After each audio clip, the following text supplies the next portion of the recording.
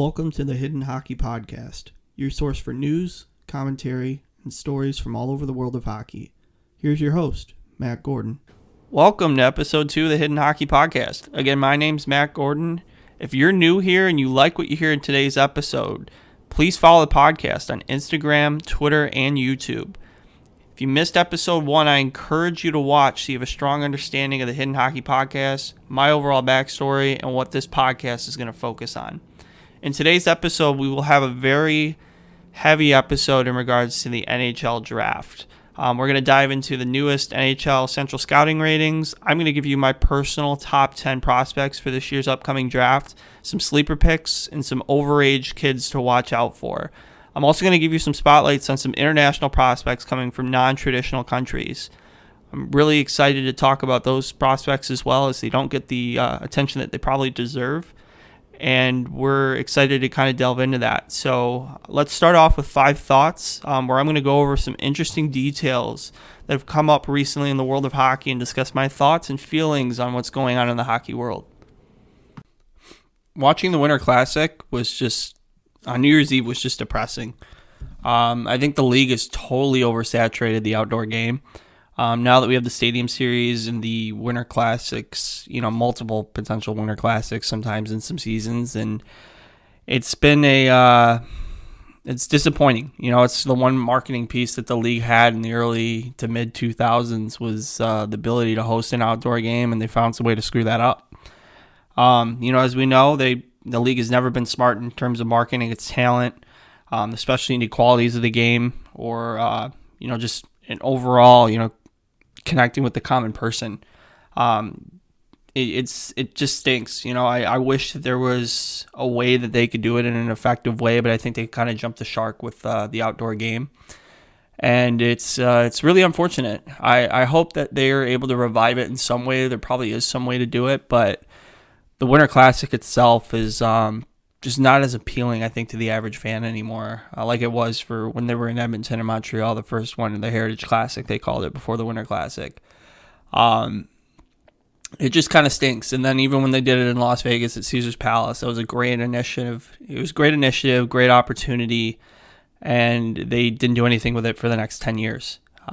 So the league has just got to do better, and I think every hockey fan can agree that I think the National Hockey League's been kind of held back in that regard, because they're just unable to connect with the common fan. Usually hardcore fans are pretty self-serviced, but they just lose their roots all the time. So that's a league-wide problem, and it's something they're going to have to really address to kind of keep the legitimacy of the Winter Classic, what little of it there is.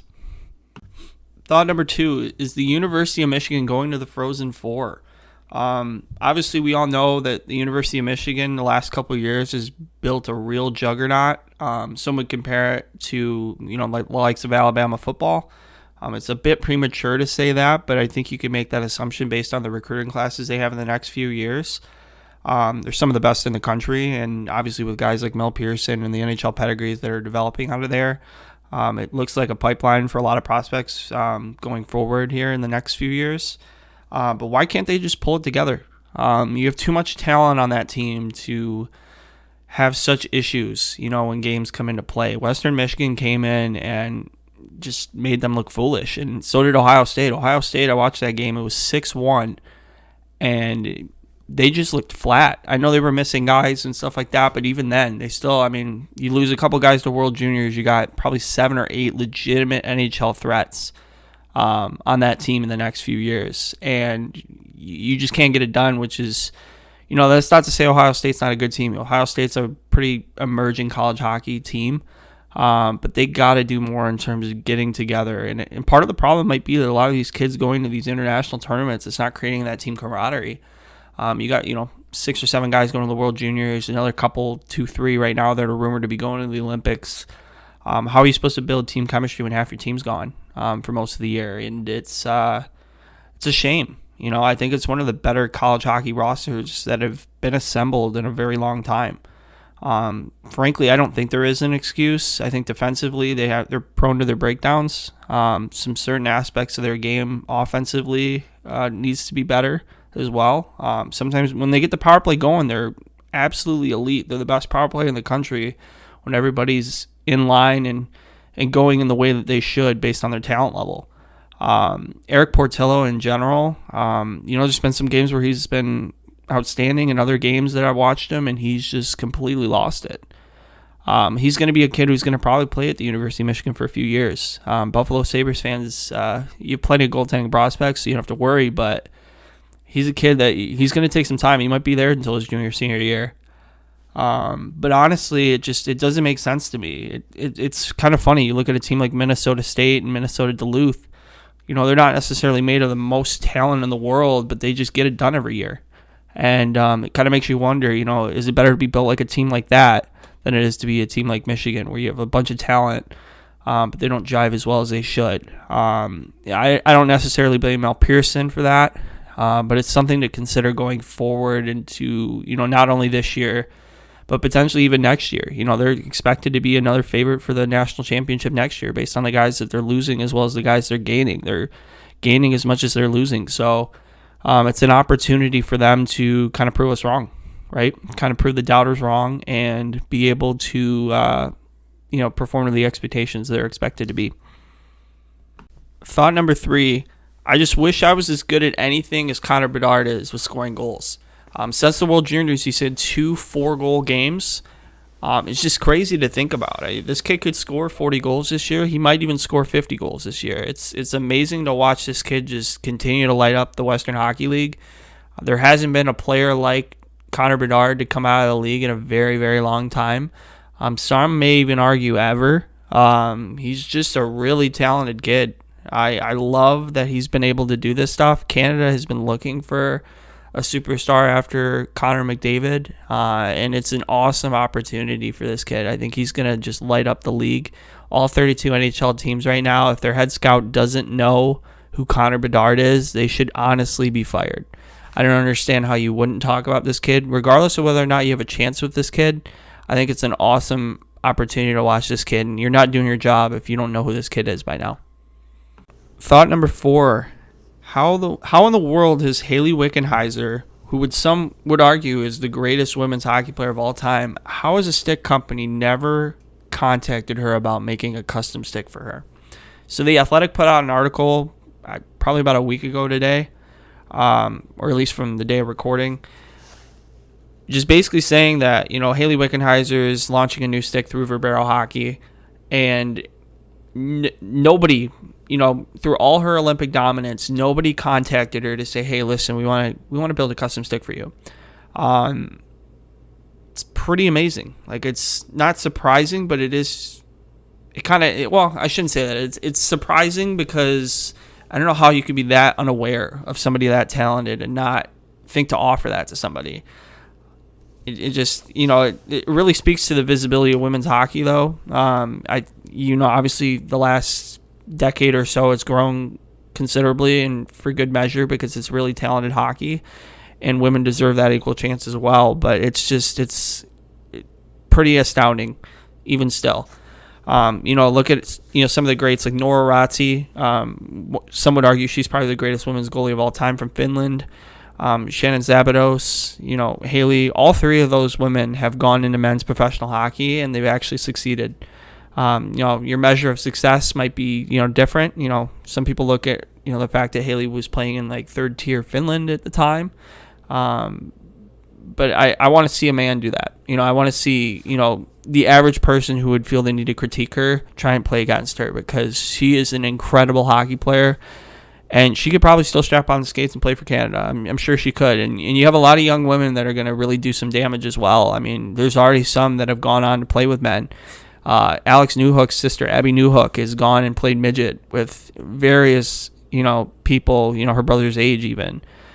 Eve Gascon, she actually, got a tryout with the Gatineau Olympiques in the queue. There's still an opportunity for her to even get a spot start here, which would obviously be an incredible story and one that I'm going to probably certainly follow. And then you also had, over the summer, you had Taya Curry get drafted, the first ever woman to be drafted in the CHL. Had the opportunity to go to camp for Sarnia, decided she wanted to play professional women's hockey instead. And you can't blame her for that. She's going to go to the professional women's circuit. And I think right now, actually, she's actually starting, I think, for her team in the under-22 league that she plays in. And, she's doing some damage as well.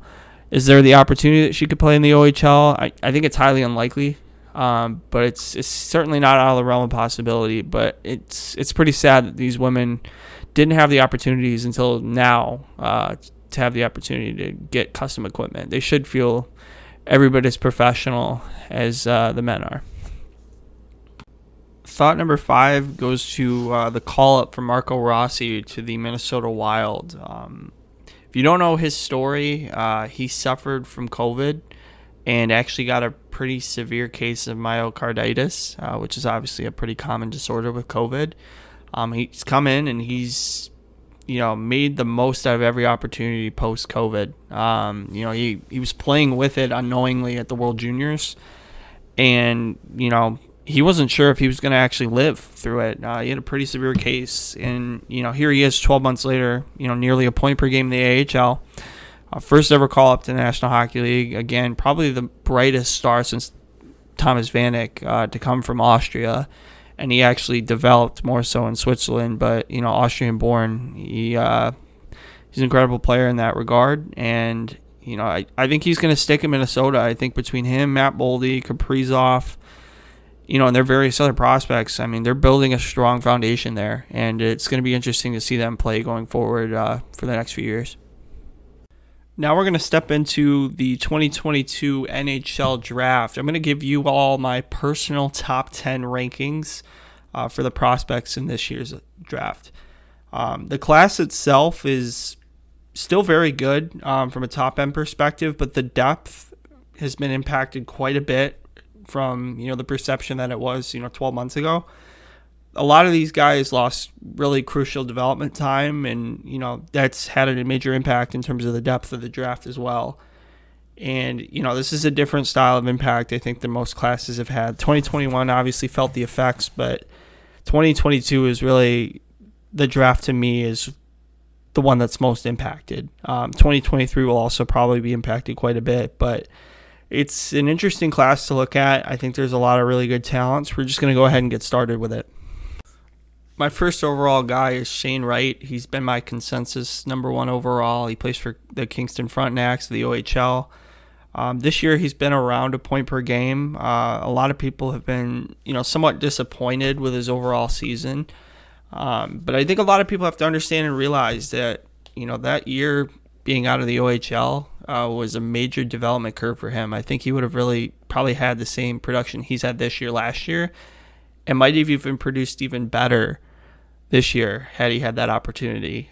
So he played in the under-18s and lit it up last year. He was one of the better prospects, and he was hurt during that U18 tournament as well. The margin for him as that number 1 overall pick has lessened. I talked about that in the last episode as well.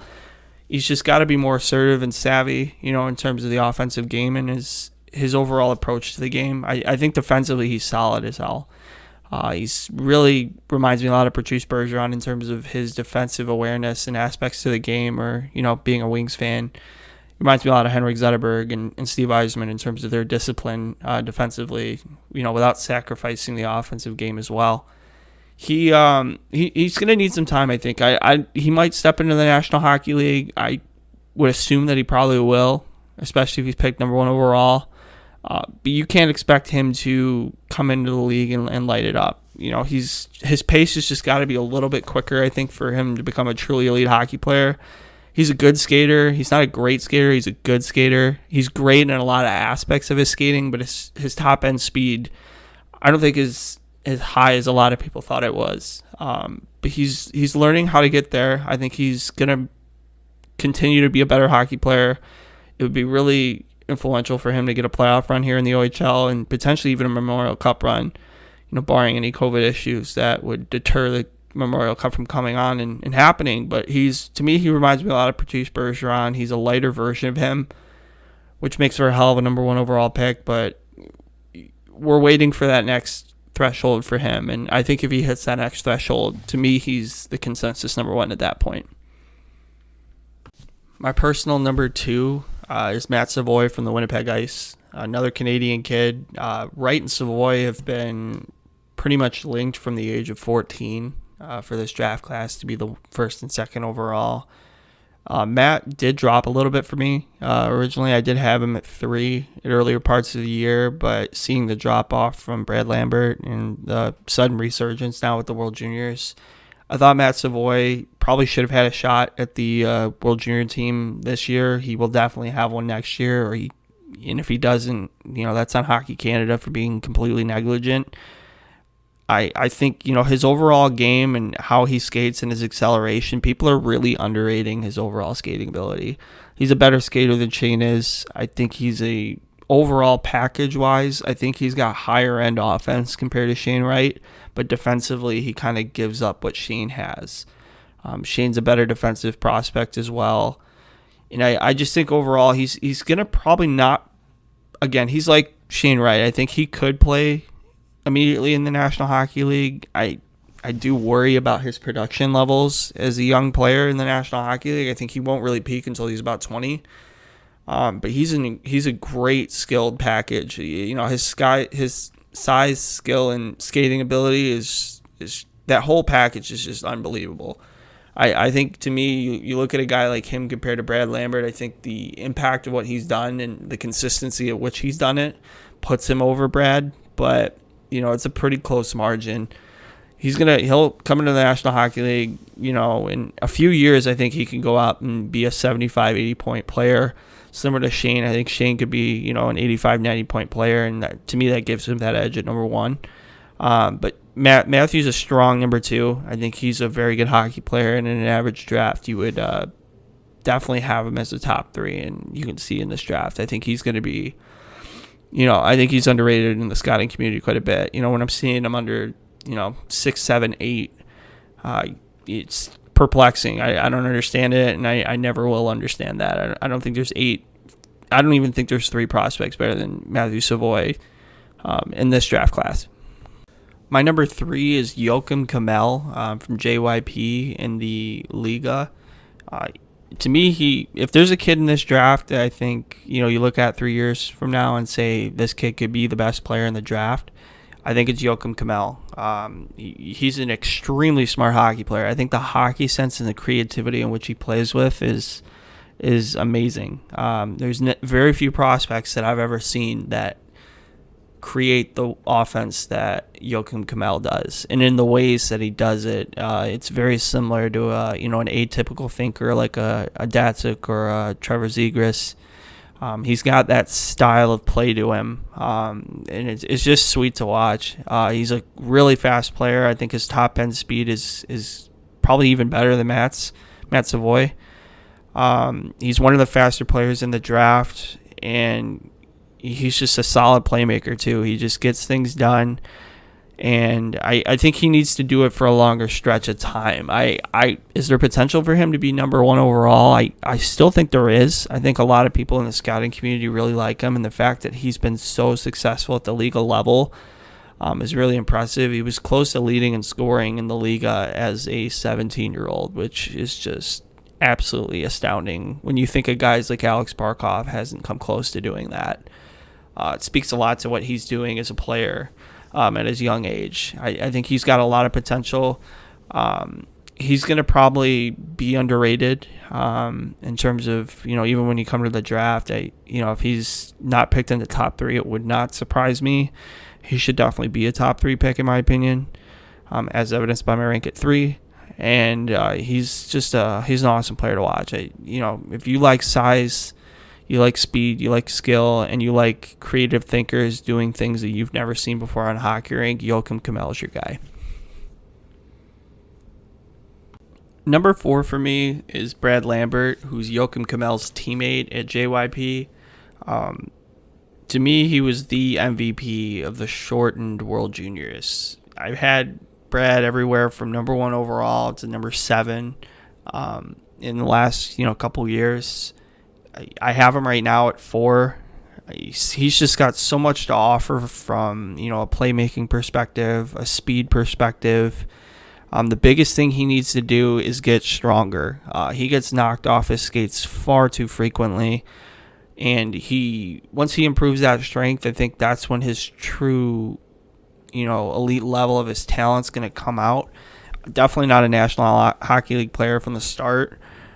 He's got the skill set to do so, but to me, he needs to get a lot stronger. He needs at least 15 pounds on his frame.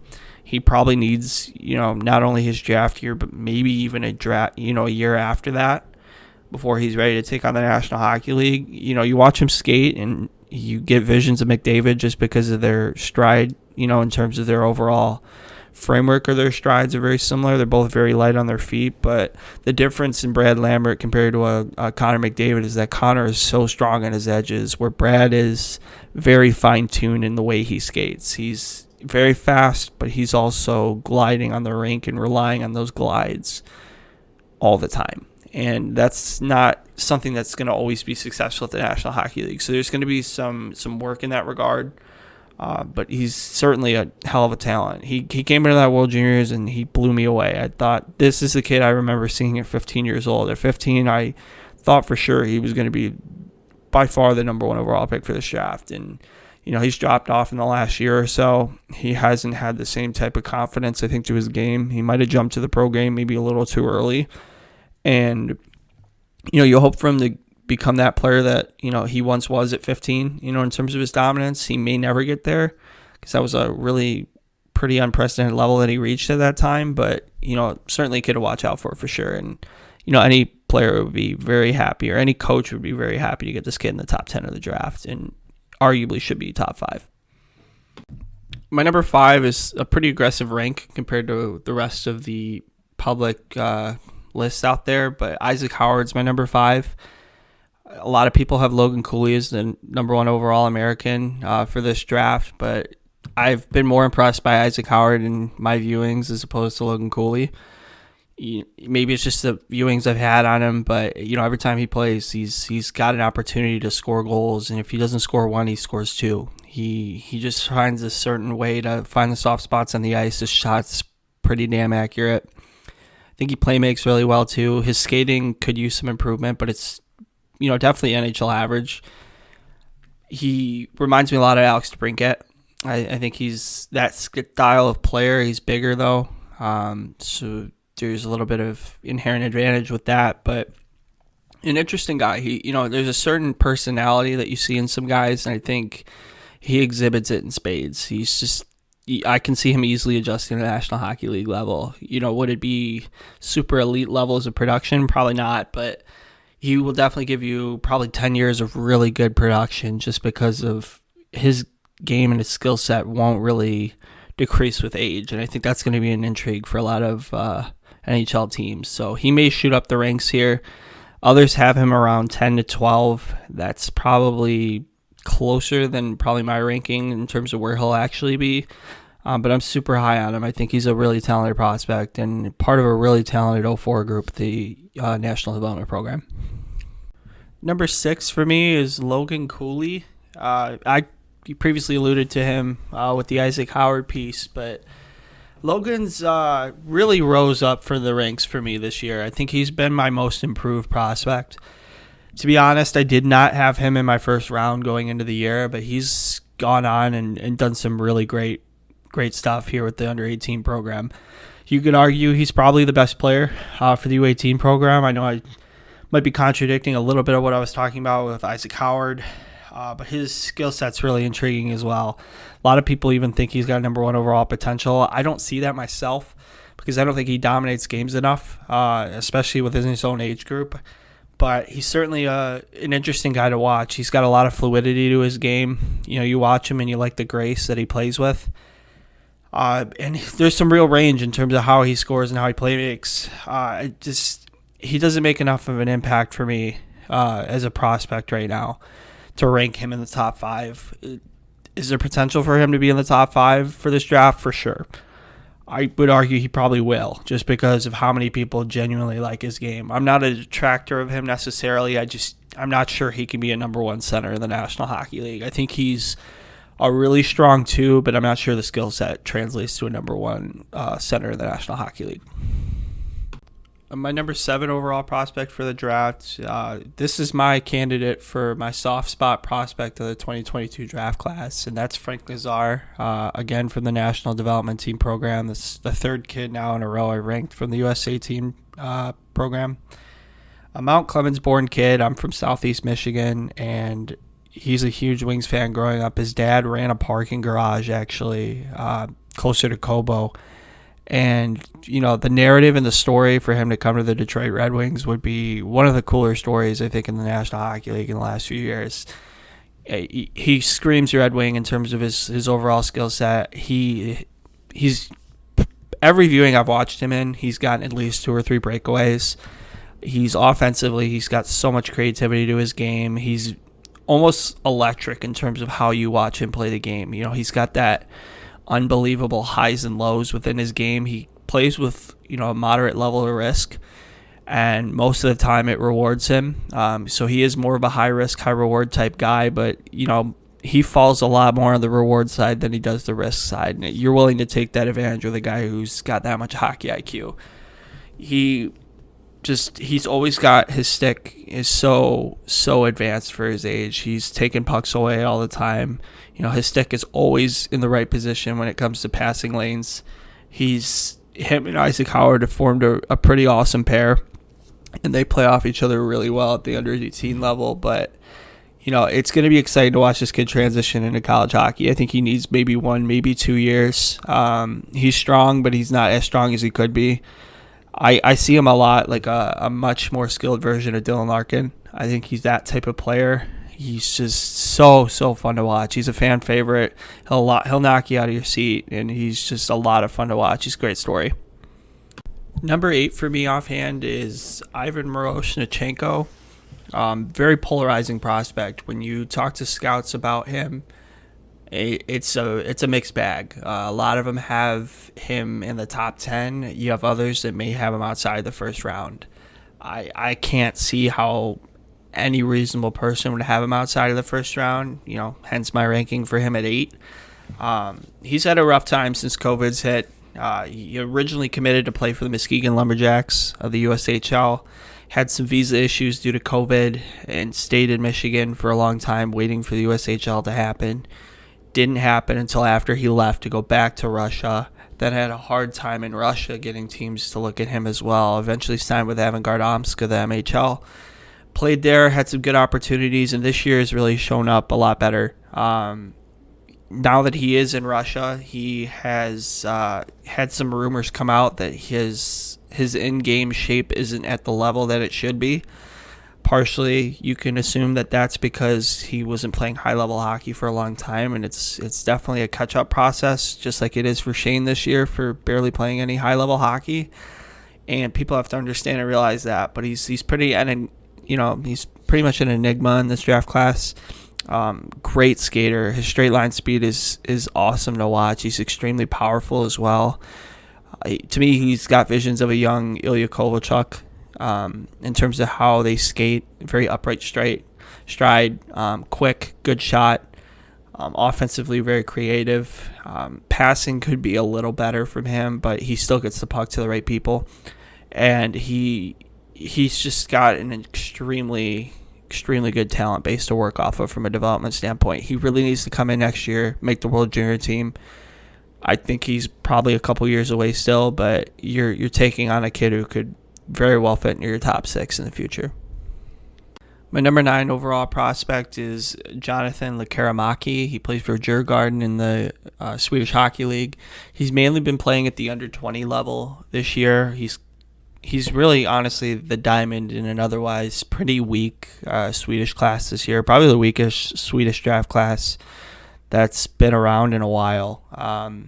But he's definitely a very good talent. He's come into the Swedish Hockey League and has also scored. He's only played in 10 games. He's got 3 points, though, which, that kind of pace is pretty up there with some high-end talents. Similar pace, I believe, to a guy like Mika Zibanejad when he played for Djurgårdens. He's like Miroshnichenko. He could really benefit from a strong showing at the under-20 tournament next year. I think he's good enough to play for the Swedish World Junior team. Probably not this summer if they decide to reschedule, but definitely next year. A high-end playmaker. I need to get more viewings on him. I've watched him a couple times, but I really like what he's got. He's scored goals in both times I've watched him. Interesting prospect in terms of his overall approach to the game and what he does. But, there's nothing not to like, but he's definitely a high-end talent for sure. And finally, my number 10 overall pick for this draft is Simon Nemec. He was part of the Slovak World Junior teams that had a really strong showing at the World Juniors, especially against Sweden. To me, he's clear and away the best defenseman in this class, extremely offensively gifted, also very physical as well. He brings a lot of intensity to the game. He loves to pinch. He does so in a way that is responsible yet risky. His overall hockey IQ is very impressive. The way he's come into the Slovak Pro League and done a lot of damage is pretty representative of the overall talent package that's there.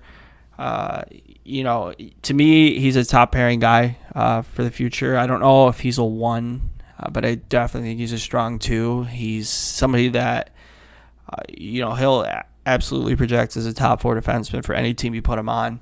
I think he will get there before he's 2022. I think he's going to really be an interesting player. He's already got a couple levels of pro experience. Plays for HK Nitra, which, fun fact, a good friend of mine who probably will listen to this podcast lived out in Nitra and it was actually at some games. Apparently a great atmosphere there, but a awesome player to watch. I think he's going to be somebody that's on a lot of people's radars. He could definitely shoot up the draft to be a potential top 5. Some honorable mentions for me, guys who I think warrant some consideration and could potentially reach the top 10. Marco Kasper from Austria. He was by far and away, I think, the best Austrian player along with Luka Auer. Both of them were 2022 draft eligible. I think Luka's more of a late round guy, but Marco should easily fit into the top 15 of this draft. He might even be as high as a 7 or an 8. I think he's really talented. He plays for Rögle in the Swedish Hockey League. Wings fans know him to be on the same team as a guy like Mo Seider, who played there last year. Different type of player, obviously. I mean, one's a forward, one's a defenseman, but, an interesting player nonetheless. Another kid is Alex Perevalov. He's had some opportunity to play with another super talent in 2023 draft in Matvei Michkov. Played for Lokomotiv Yaroslavl and is an interesting player as well. Making up a strong Russian class.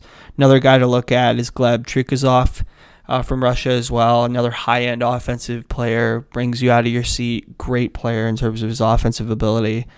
Antonin Verreau is a Canadian kid, plays in the QMJHL. Another kid he's impressed me a lot in the viewings I've had of him.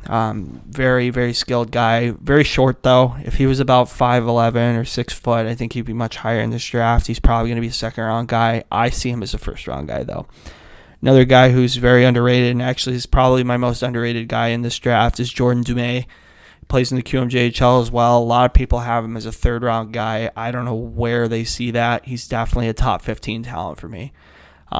He's short. I think he's 5'9". I don't remember exactly offhand, but a great player, extremely high hockey sense, always productive, over a point per game in the QMJHL right now, and is outpacing a lot of kids ahead of him as well.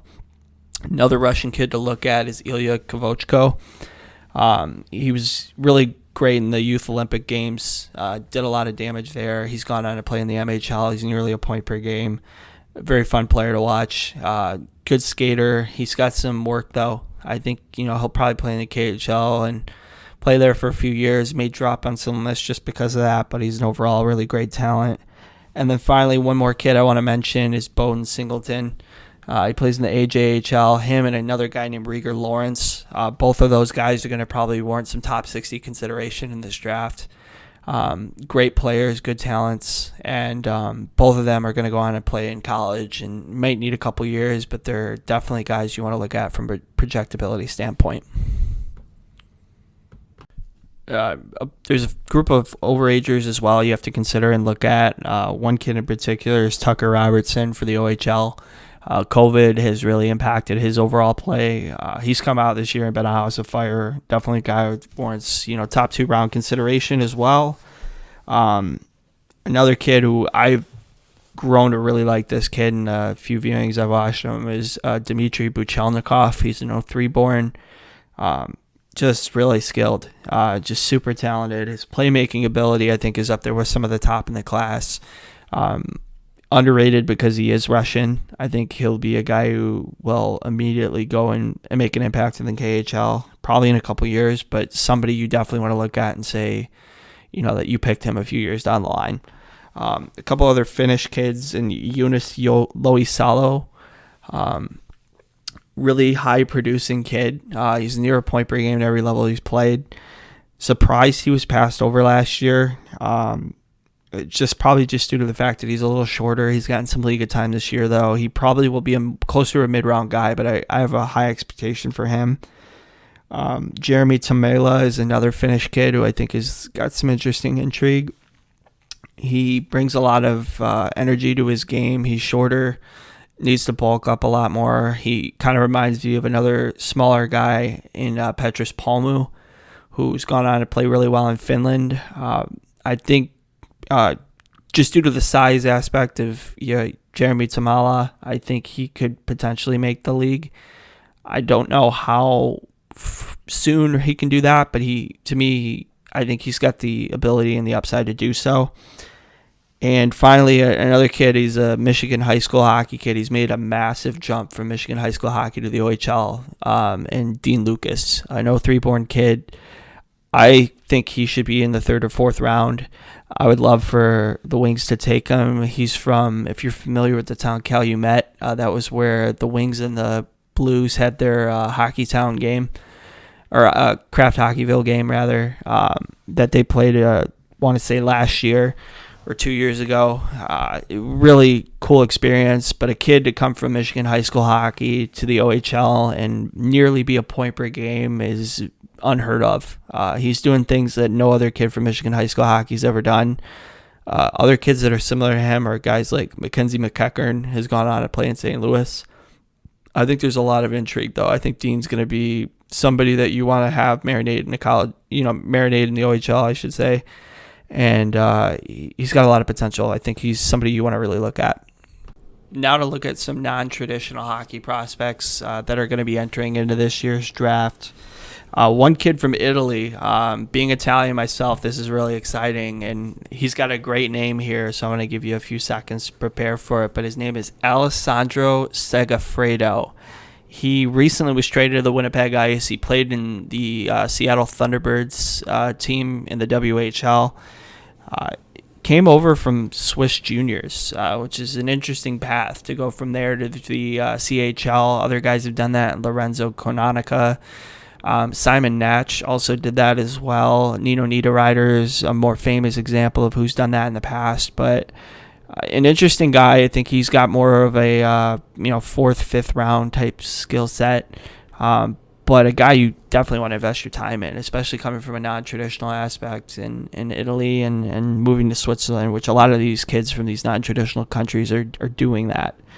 Another kid in particular from Norway, his name is Martin Johnston. He plays in the Swedish Hockey League. I'm lost track of what team he's on right now, but he's a very impressive player as well. He's gotten some Swedish Hockey League time, has gone on and played and done some pretty good stuff here in the Swedish Hockey League. High-end player. He's got a lot of playmaking ability. He scores quite often, especially at the junior level. He's pretty much grown out of the junior level, but he should have some interesting intrigue in the mid-rounds as well. And then finally, a kid who I've watched him probably 3 or 4 times now. His name is Kenta Isogai, and he's from Japan. Plays for the Youngstown, he plays for the Youngstown Phantoms in the USHL. Gotten a lot better than when I viewed him last year. Last year, he looked like he was completely lost in the woods. But this year, he came in and, he looks a little bit more demonstrative. He's still got some size. You're definitely not going to have this kid play in the NHL, immediately. And more than likely, he's more of a 4 to 5 year project, which is why you would pick him in the later rounds. But he's an interesting guy for Japan to look at. They've had other really good talents in Yoshihiro Hirano, is one kid that's gone on to play in the AHL and the ECHL. Yu Sato. Scott Wheeler's got an excellent feature of his story from the Athletic. He played for Patrick Roy on the Q for the Quebec Ramparts and is now playing in the USHL. And my personal favorite guy, who might even be a pick in this draft as well, is Yusaku Ando, playing for Minnesota State Mankato.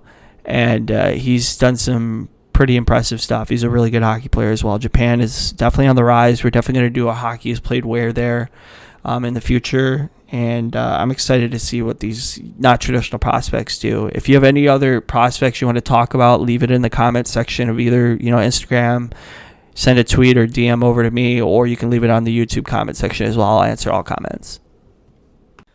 I'm now going to take a short analysis on the NHL Central Scouting rankings. They just came out today, so I'm recording on the day of the Central Scouting release. Guys that I felt like were too high for me, I found that more on the international side than I did the North American side.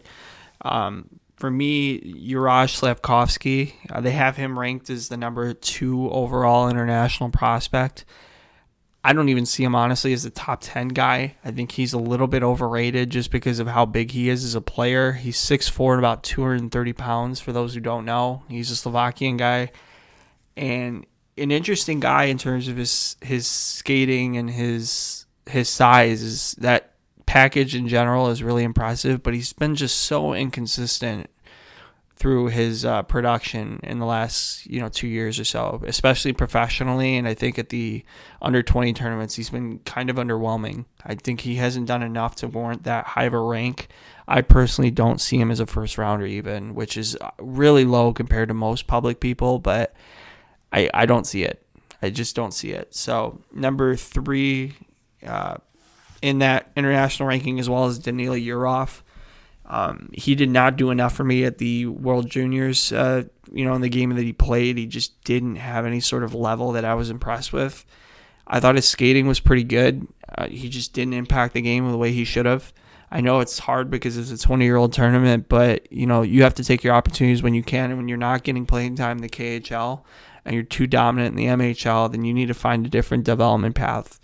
And Danila, to me, is probably a later first-round guy, in my opinion. I think he's still of the first-round quality, but I just don't see him as a guy who could fit into the top 10 of the draft. Others really like him, and I think they find him to be, in that 7 to 10 range. I just don't see it.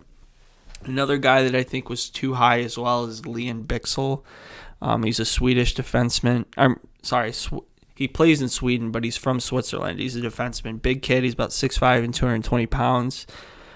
Pretty good mobility, which you can appreciate, but there's just nothing else there. There's no offensive package. He doesn't pass the puck well. He turns the puck over a lot. I just don't see it. I don't even think he'll be a National Hockey League player, if I'm going to be honest. People overhype the size and the skill and the apparent skill, rather, and the skating package, and to me, I just don't see any of that with him. And now 3 guys that I think are too low. One kid in particular that I have a lot of time for is David Goyette, plays for the Sudbury Wolves of the OHL. Highly offensive kid, great skill set, works so hard all the time. Very underrated in terms of that team. That team in Sudbury is going to be really good in a couple years between him and Coach Adelik and some various other prospects that are over there right now. He's going to be really impressive. He has the opportunity to play against Kingston, I believe, tonight against Shane Wright. So it'll be interesting to see how he shows up in that effort as well. Servac Petrovsky, he was a kid on the Slovak team as well, teammate of Juraj Slavkovsky's at the World Juniors. And I honestly noticed him a lot more than they did Juraj. I thought he had a really good tournament. He's 52nd ranked in the North American skaters, which is just so wrong. The kid's easily, to me, a second-round pick. If you put him at 52 in the North American rank, you're probably putting him towards the third round. I don't know where you get that aspect of, viewing him in that way. I think it's just limited viewings, and they just had to throw him in a spot because they heard he was good. It's an interesting ranking for him. And then finally, another guy who I think is going to be too low just because purely scouts are going to absolutely ooze over this kid's size, and his name is Kirill Dozenkov. He's a Russian kid. He plays for, he plays in the MHL. I believe he plays for the CSKA Moscow. And I don't know about you, but I haven't heard of too many kids that are 6'7", 240 pounds who are forwards and put up the production he does in the Russian Junior League. To me, he's easily a first rounder. Somebody's going to really love him. I'm assuming some older guy who's going to say, okay, 6'7" and 240, let's pick this kid top 5. Do I think that's going to happen? No. Would it surprise me? Definitely not. As we all know, the National Hockey League loves their size, and they will absolutely lose their mind over a kid like him, especially if they can get some viewings of him. And I would be surprised if he fell past the first round. If he fell past the first round, it's because he's underscouted. Well, that's going to be it for this week's episode of the Hidden Hockey Podcast. Stay tuned next week as we're going to have a heavier focus on some international hockey, and I'm going to reveal my first country that I'm going to place on the Hockey is Played Where segment. Hopefully, I'm going to work on getting an interview with that specific federation, so I'll let you guys know if that's going to happen or not. As a reminder, don't forget to follow Hidden Hockey Podcast on Instagram. On Instagram, it's at Hidden Hockey, all lowercase. Follow us on Twitter, Hidden Hockey, where the H's are capitalized. And then on YouTube as well, just search up Hidden Hockey Podcast. Feel free to like, comment, and subscribe for more content. For now, this is Matt Gordon. Thank you so much for tuning in. Look forward to seeing you soon.